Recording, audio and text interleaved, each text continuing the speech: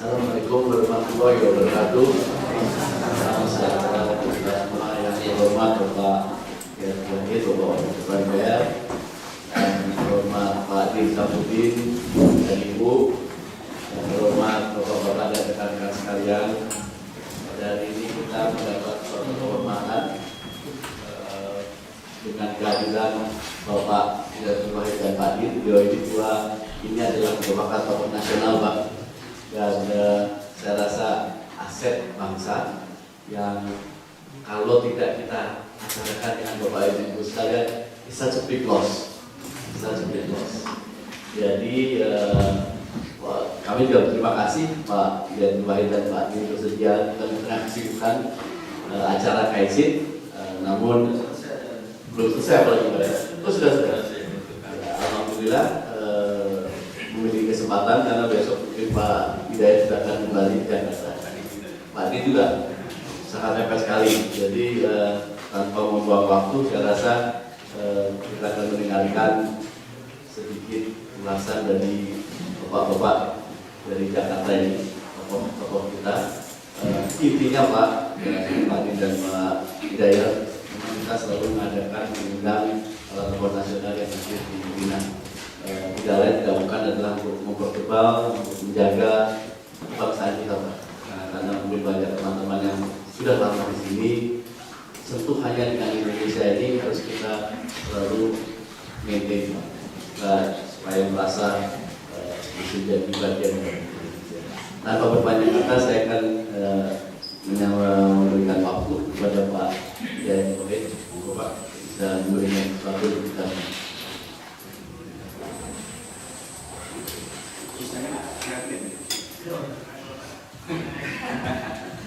Kemudian yang saya hormati dan keluarga besar KJRI di Bina yang saya hormati semuanya, rekan-rekan hadirin hadirat semuanya, dan tentu senior kita selesai juga Prof. Samsudin dan Ibu yang saya hormati. Assalamualaikum warahmatullahi wabarakatuh. Selamat malam dan selamat sejahtera untuk kita semuanya. Alhamdulillahirabbil alamin, wassalatu wassalamu ala sayyidina wa qawatina nabiyina Muhammadin asyrafil anbiya'i wal mursalin wa ala alihi wa sahbihi ajma'in.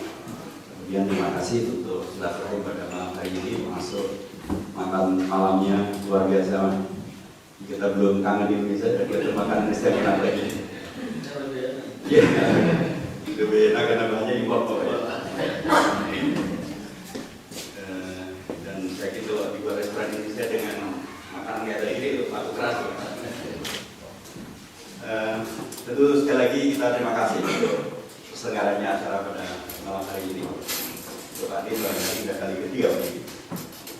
Kalau saya untuk di Betani itu baru kali pertama. Mudah-mudahan bukan merupakan kali yang terakhir kita silaturahim. Masuk juga bila Pak Febrian dan rekan-rekan semuanya pas ke Jakarta, monggo silahkan kalau enggak mampir ke DPR karena itu adalah rumah kepada ibu semuanya. Boleh dengan cara damai, boleh dengan cara demo juga boleh. Karena kami berdua juga demonstran juga. Kami dulu dengan Pak Din pernah memimpin demonstrasi mengepung DPR. Waktu itu tentang ada Jabatan Pendidikan Nasional.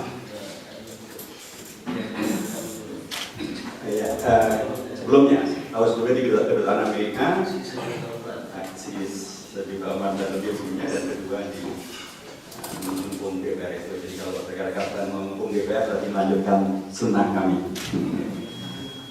Sekali lagi terima kasih. Kalau nanti akan datang, monggo silakan, karena dengan sesungguhnya kita sangat terbuka, sangat. Dan bahkan mungkin DPR itu termasuk gedung yang paling bebas, hampir nggak ada pemeriksaan sama sekali. Jadi kalau ada yang menghukum DPR kan sebenarnya, ya jangan ada kasihan. Kalau itu nanti, bahkan saya sampaikan beragakan di nonton kalau di demo itu nggak usah merobohkan pagar DPR.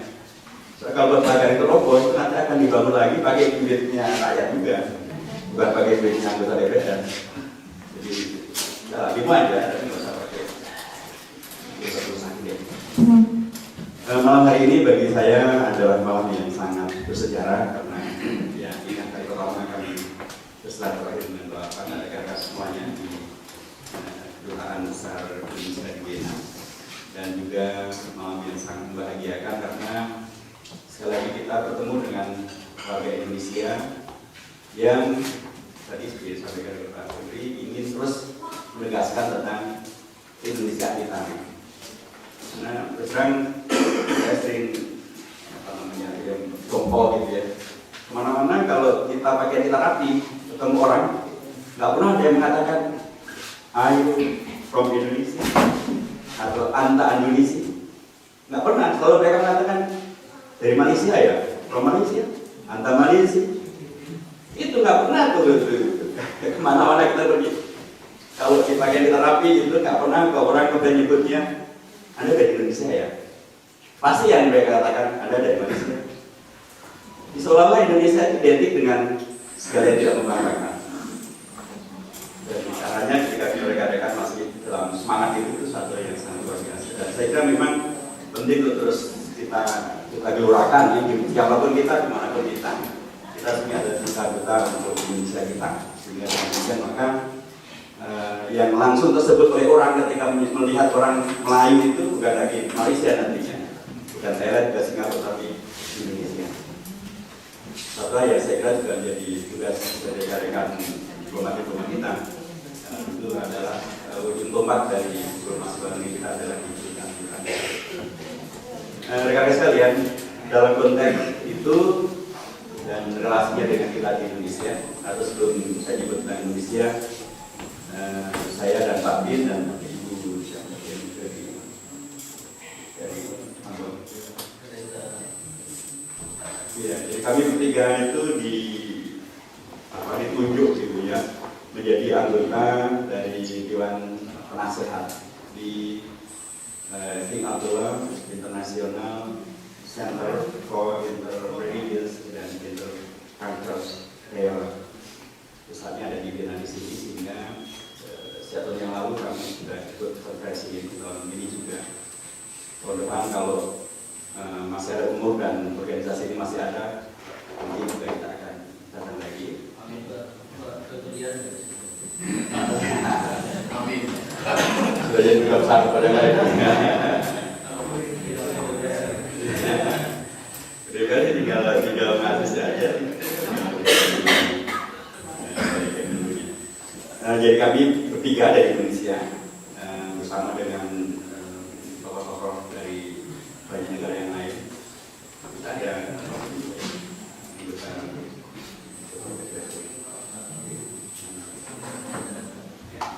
jadi intinya kami hadir untuk menyelenggarakan acara tahun ini untuk membahas tentang program dan agenda serta masukan-masukan untuk bagaimana menghadirkan keberagamaan yang terus bisa menimbulkan dialog, kedamaian, kenyamanan, toleransi, saling mendengar, saling mencari solusi.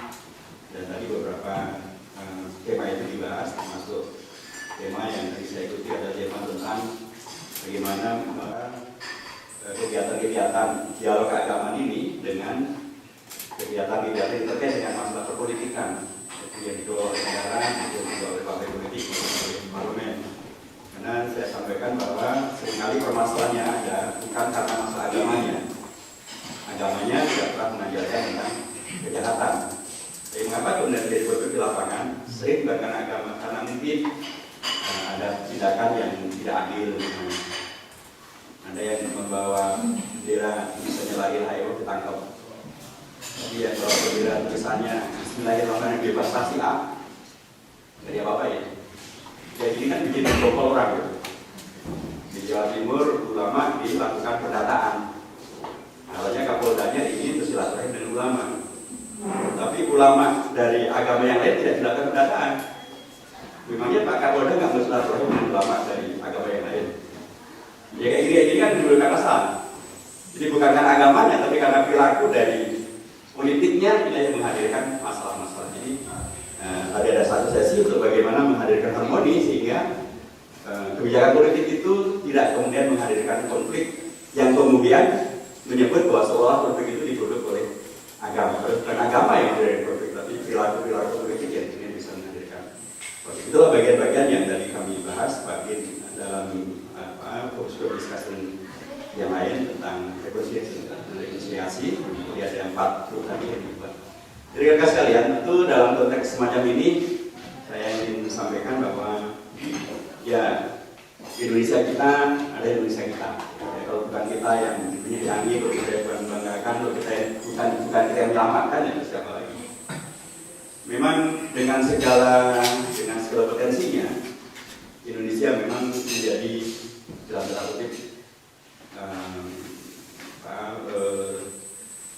sesuatu yang kemudian diinginkan untuk dikuasai atau dimanfaatkan oleh pihak-pihak di luar Indonesia melalui beragam cara, ya kemudian yang disebut sebagai proxy war.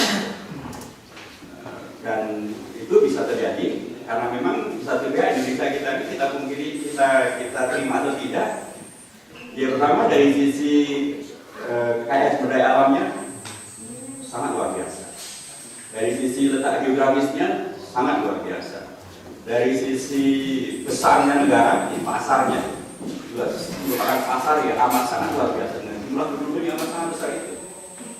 Kalau kemudian karenanya ada pihak-pihak dari luar Indonesia menginginkan untuk menguasai Indonesia atau mengendalikan Indonesia, ya rasionalisasinya memang ada. Permasalahannya adalah apakah kemudian yang mereka lakukan itu kemudian menguntungkan Indonesia atau menyusahkan Indonesia? Lebih banyak kemudian menghadirkan masalah-masalah di lingkungan Indonesia. Tentu saja ini bukan sesuatu yang kemudian dibiarkan atau kita berikan karpet merah untuk kemudian bisa terlaksana. Beragam upaya untuk terus mengokohkan Indonesia kita coba untuk kita kerjakan. Kalau kami di MPR, kami coba untuk menegaskan kembali tentang prinsip-prinsip kehidupan berbangsa dan bernegara kita yang kami sebut dengan 4 pilar PRRI. Kita sosialisasikan, kita segarkan kembali ingatan tentang bahwa kita ini bangsa yang bukan bangsa tanpa sejarah. Kita adalah bangsa dengan sejarah yang kokoh dan kuat. Kita bukan bangsa tanpa ideologi dan filsafat negara, berdasar negara. Kita mempunyai itu. Dan kalau itu permasalahannya adalah hal ini sering kemudian menjadi sesuatu yang dilupakan pada tingkat bukan sekedar dilupakan teksnya, tapi bahkan pemahaman-pemahamannya pun sering tidak sesuai.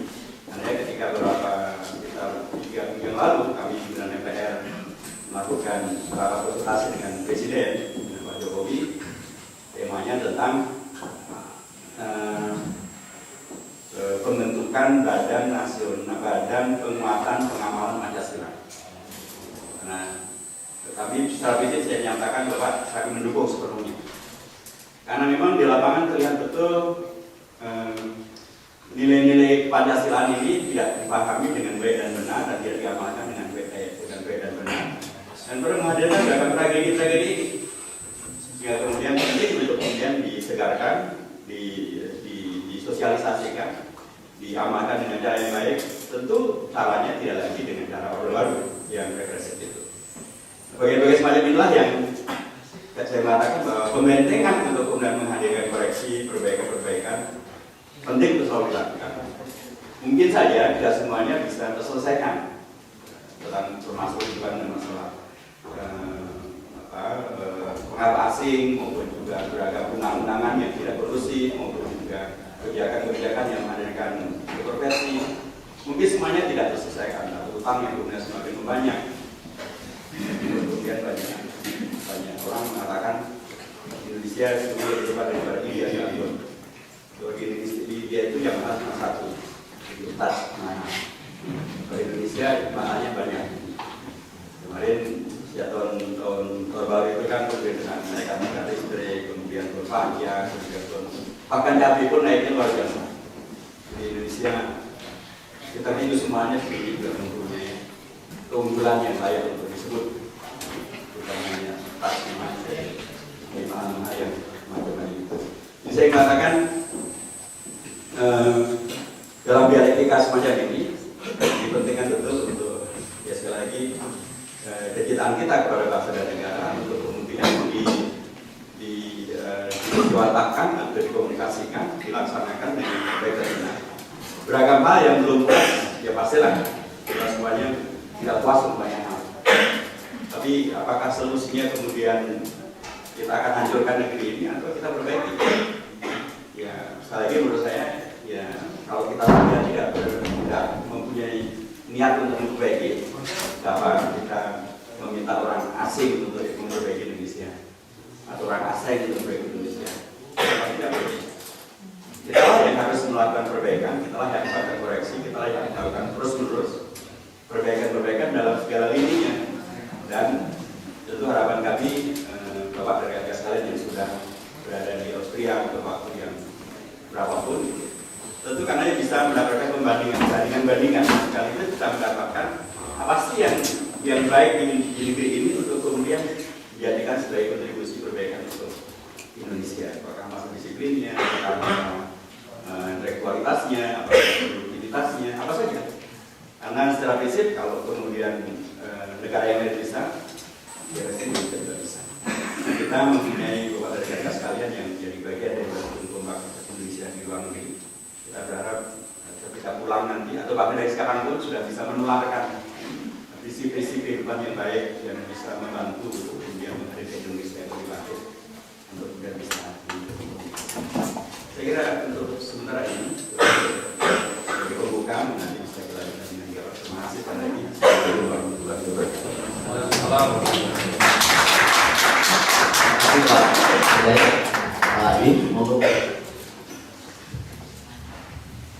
Assalamualaikum warahmatullahi wabarakatuh. Waalaikumsalam.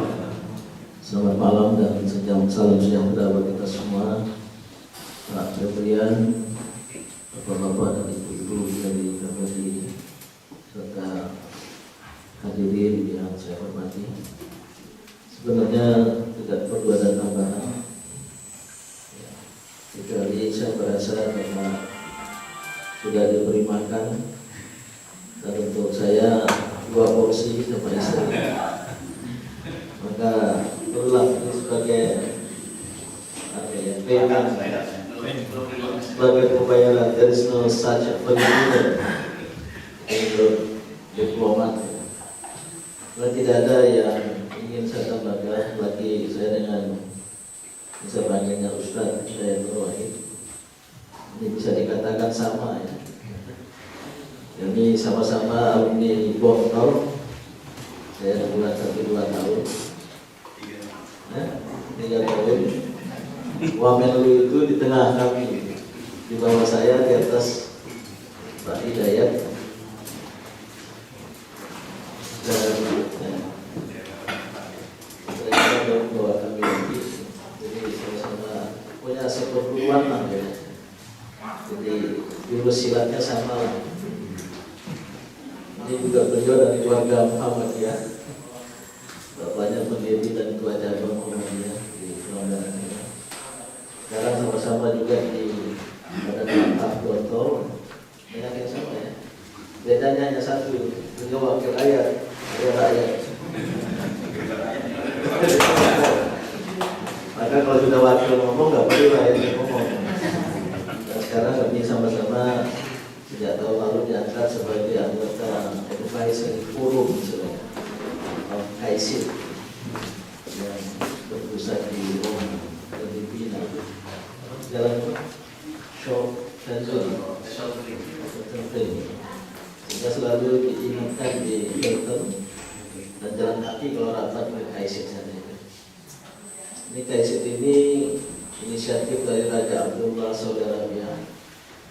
Dan dulu tidak mengajak Perdana Menteri Spanyol karena didukung juga oleh Austria dan berkedudukan di sini dan Vatikan. Jadi 4, maka dia adalah intergovernmental organization. Nah, forum penasehat ini rapat sekali setahun, mungkin juga sewaktu-waktu diminta untuk memberi nasihat kepada KAISID tentang perdamaian di dunia ini. Kira-kira demikian. Nah, saya ingin menggarisbawahi tadi yang disampaikan oleh Dr. Abdul Wahid. Saya mulai dengan menyampaikan permohonan bahwa kemajemukan adalah sunnatullah. Sebenarnya kemajemukan umat manusia adalah sunnatullah, adalah takdir Allah Subhanahu wa Ta'ala. Kira kita tidak pernah berkeinginan dulu untuk dilahirkan di Indonesia ya. Tapi kita ditakdirkan untuk lahir di Indonesia, menjadi warga negara Indonesia, menjadi bagian dari bangsa Indonesia. Maka kemajemukan itu sesuatu yang bersifat al-ilahi. Tapi di dalamnya ada ujian. Ujiannya adalah apakah kita bisa hidup berdampingan secara damai, mengembangkan peaceful coexistence dengan wawasan inklusif, yaitu memasukkan semua yang lain menjadi bagian besar dari bangsa. Bukan wawasan yang eksklusif, yang ingin mengeksklud, mengeluarkan orang-orang lain, mengklaim dialah yang paling berhak untuk hidup di tempat itu.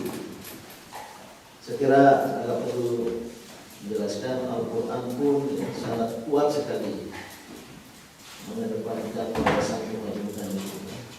Wa'ubah wa qabail, berbangsa-bangsa, bersuku-suku bangsa, ikhtilafu alwanikum al-sanatikum, keragaman baik warna kulit, ras maupun bahasa dan budaya, ta'aruf.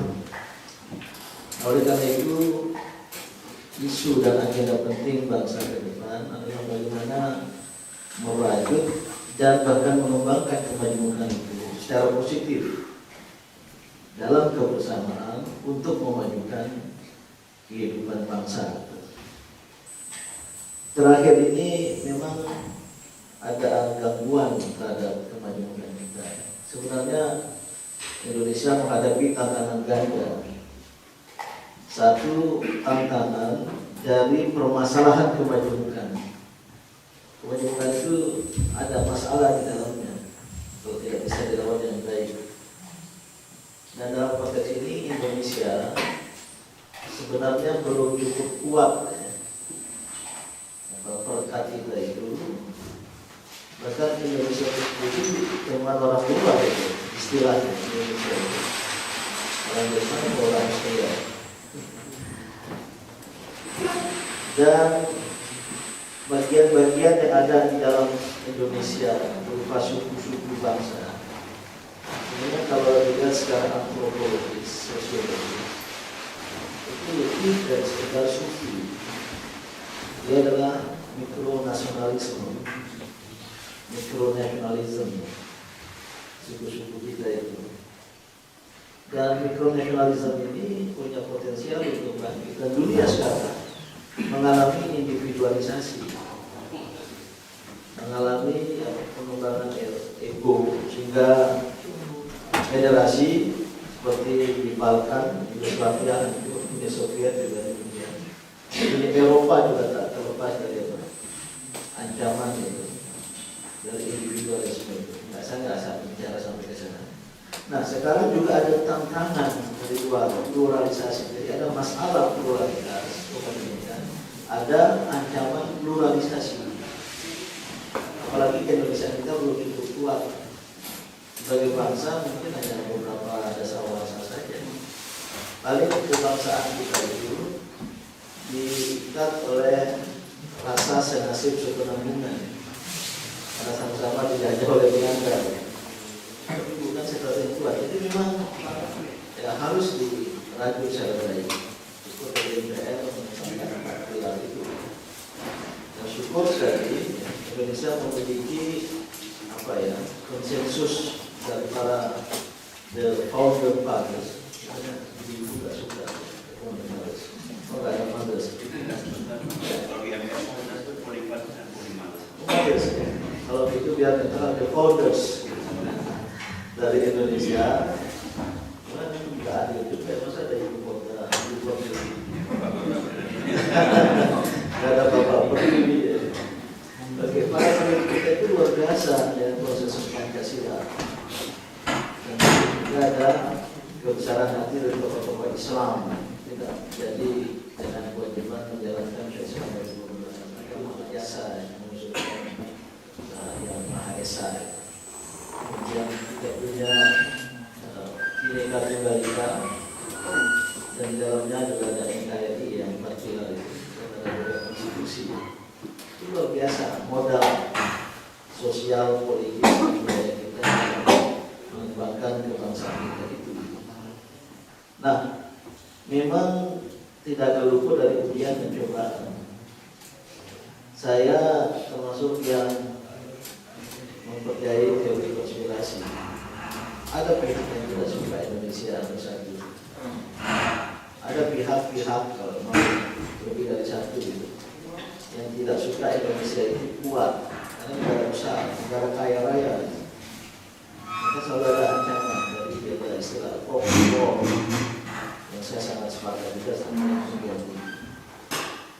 Maka bagian terakhir, ya, dalam rangka merajut itu, sedikit lagi. Saya mendengar langsung di fora internasional betapa pihak luar memuji Indonesia yang Pancasila, Pak Tuan. Jadi di Barcelona dalam sebuah pembukaan annual jurusan video masalah awal Katolik yang berpusat di Roma. Sejak tahun 2010 di Barcelona, wakil paus di Spanyol, kalau tidak itu dalam bahasa Spanyol.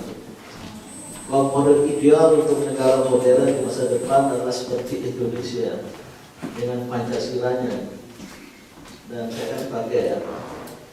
Karena bisa bahasa Spanyol pakai earphone. Dan kawan-kawan yang tahu saya dari sana lihat itu tersenyum. Yang balas juga dengan senyuman beberapa kali saya agak baik. Di luar negeri dipuji-puji, di dalam negeri dimaki-maki. Pertemuan lain lagi, ya, Second Catholic Muslim Conference sekali di Laut Mati, tokoh Katolik juga dari Jerman menyatakan bahwa model Indonesia yang Bhinneka Tunggal itu, Bhinneka Tunggal Ika itu ideal sekali. Jadi kita punya apa ya, nilai-nilai dasar seperti itu. Maka saya paling besar Pak, kalau ada yang mengganggu kerukunan, kemajemukan dengan religious blasphemy, itu tidak boleh ada. Dan itu akan merusak kerukunan yang ada di antara kita.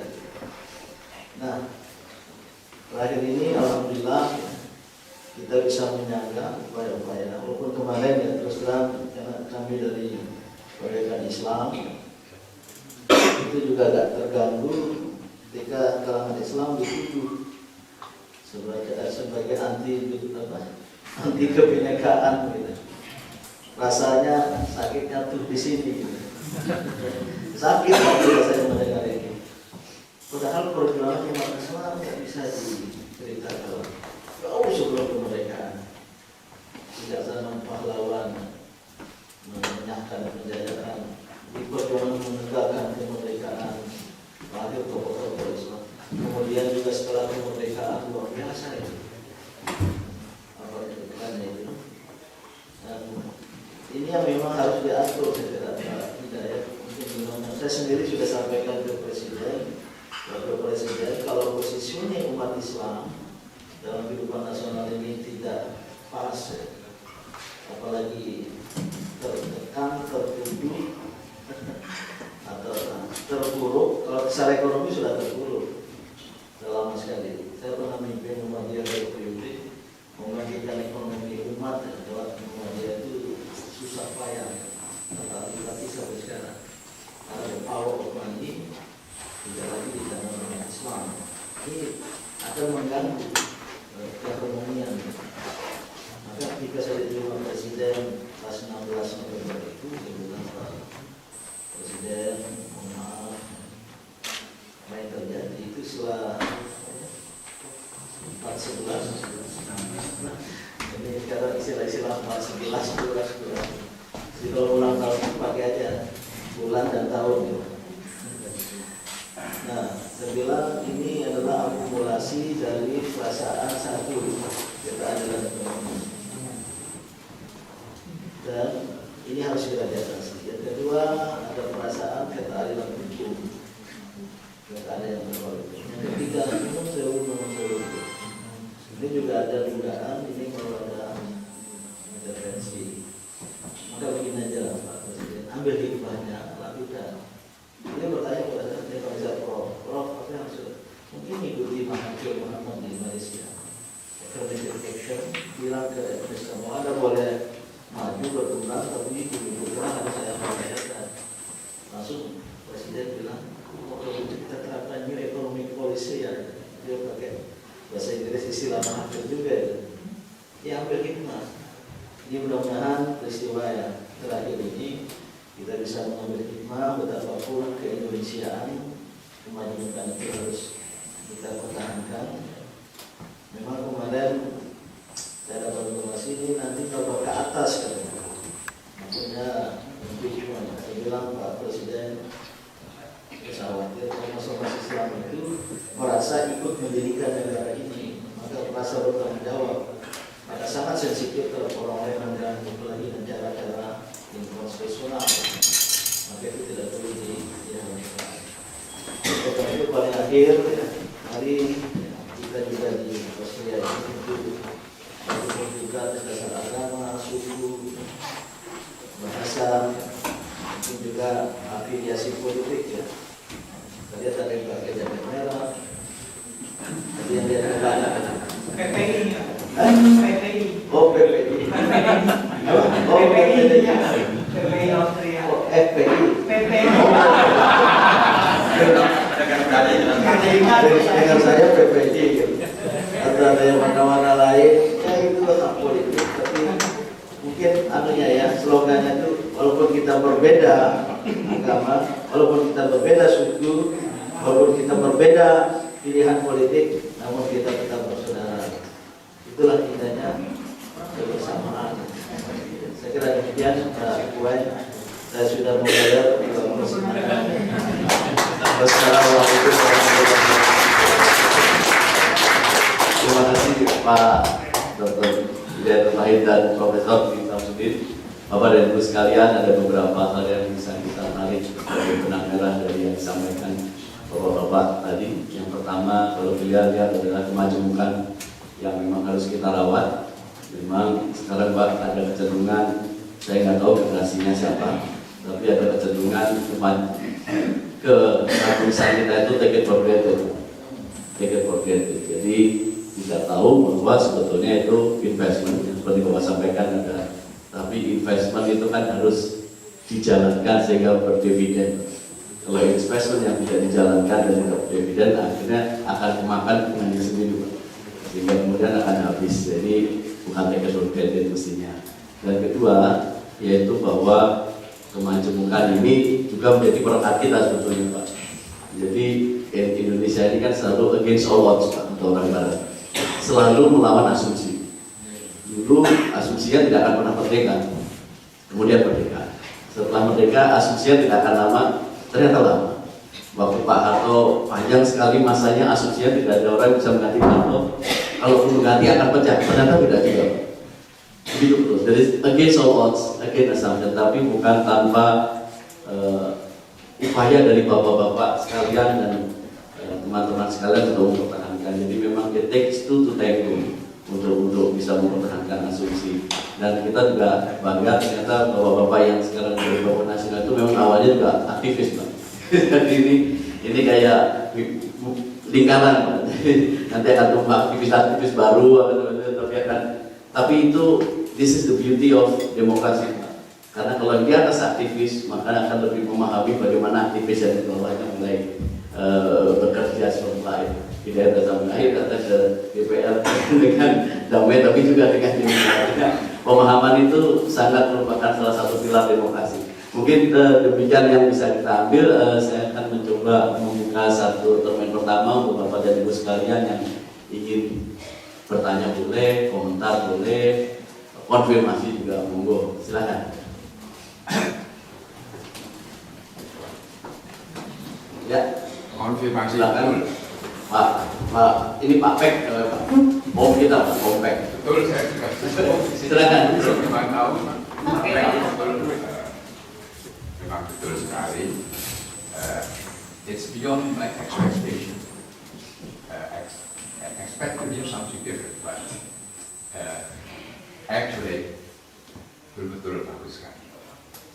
semua dengan ceramah bapak-bapak.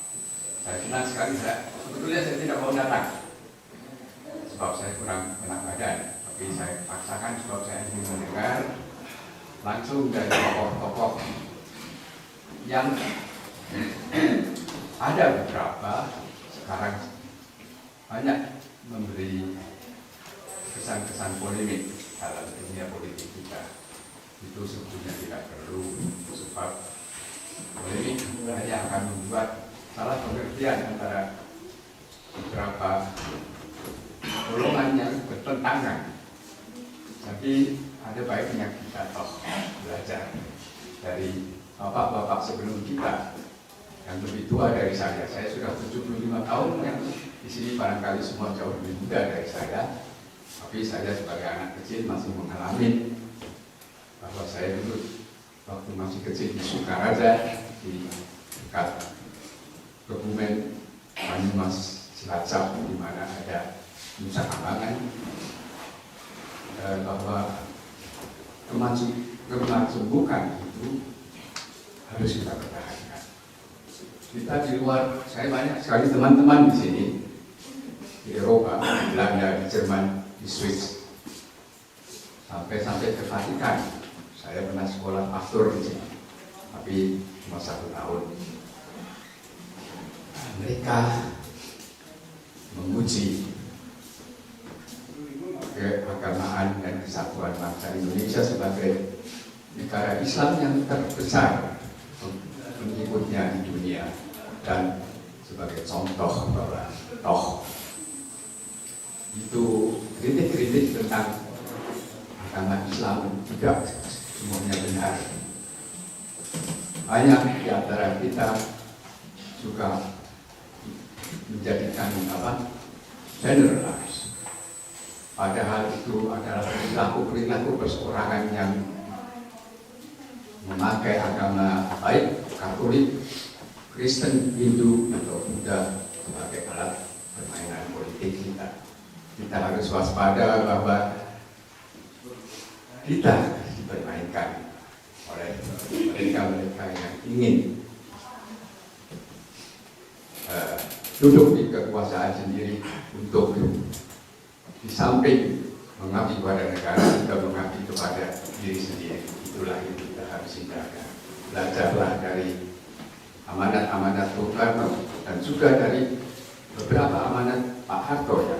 Meskipun mereka banyak kelemahannya, tapi kita hanya lihat kekuatannya. Janganlah yang sudah lewat itu kita gali-gali lagi yang sudah kekurangan itu. Tapi lebih baik kekuatannya kita bangunkan semua merdeka. Terima kasih. 75. Masih ada lagi atau? Oke, ada lagi? Ya, silakan Mas Acak. Bismillahirrahmanirrahim. Assalamualaikum warahmatullahi wabarakatuh. Nama Andi Ahmad Yusuf, Bapak tugas di Badan Tenaga Agama Internasional. Sedikit saya akan menyimpang sedikit penjelasan Bapak